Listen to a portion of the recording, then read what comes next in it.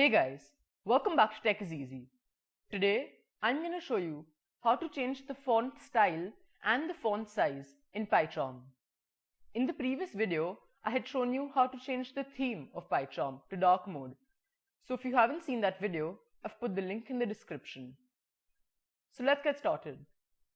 First, you have to go to File, then go to Settings, Appearance and Behavior, and click on Appearance. Then, next to Use Custom Font, you have to click on this box.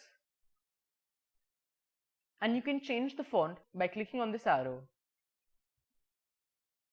So you can choose whichever font you want. For now, I'll keep it Century. And you can also change the size by clicking on this arrow. So I'll keep it 16. And after you're done, you have to click on OK.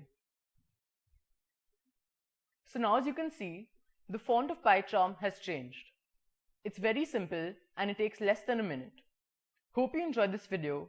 Don't forget to like, share and subscribe. Goodbye.